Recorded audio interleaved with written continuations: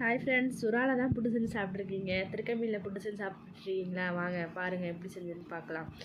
ஒரு கடாயை வச்சுட்டு அரை ஸ்பூன் அளவுக்கு எண்ணெய் சேர்த்துட்டு அரை ஸ்பூன் சோம்பு சேர்த்துக்கலாம். சேர்த்து நல்லா வதங்கினதுக்கு பொரிச்சதுக்கப்புறமா ஒரு 2 வெங்காயம், பெரிய வெங்காயமாக சின்ன சின்னதாக கட் பண்ணி வச்சுருக்கேன். சேர்த்துட்டு ஒரு பச்சை மிளகா, ஒரு 2 கருவேப்பிலை சேர்த்து நல்லா எண்ணெயில் வதக்கிக்கலாம். வதங்கினதுக்கப்புறமா ஒரு அரை ஸ்பூன் அளவுக்கு இஞ்சி பூண்டும், அரை ஸ்பூன் அளவுக்கு உப்பும் சேர்த்துட்டு நல்லா வதக்கிக்கலாம். வதங்கினதுக்கப்புறமா திருக்கம்பீனை வேக வச்சு நல்லா ஊற்ற வச்சுருக்கேன். அதையும் சேர்த்துட்டு அரை ஸ்பூன் மஞ்சத்தூள், அரை ஸ்பூன் ஜீரகத்தூள் சேர்த்துட்டு நல்லா வதக்கிக்கலாம். வதங்கினதுக்கப்புறமா மீனை சேருங்க. மீனை சேர்த்ததுக்கப்புறமா நல்லா ஒரு வதக்கிட்டு இப்போ ஒரு அரை மணி அளவுக்கு தேங்காய் திருப்பி வச்சுருக்கேன். அதையும் நம்ம சேர்த்துட்டு நல்லா மிக்ஸ் பண்ணோம்னா சூப்பரான சுவையான புட்டு ரெடி ஆகிடுச்சு. நீங்களும் வீட்டில் ட்ரை பண்ணி பார்த்துட்டு எப்படின்னு சொல்லி கமெண்ட் பண்ணுங்கள். பாய்.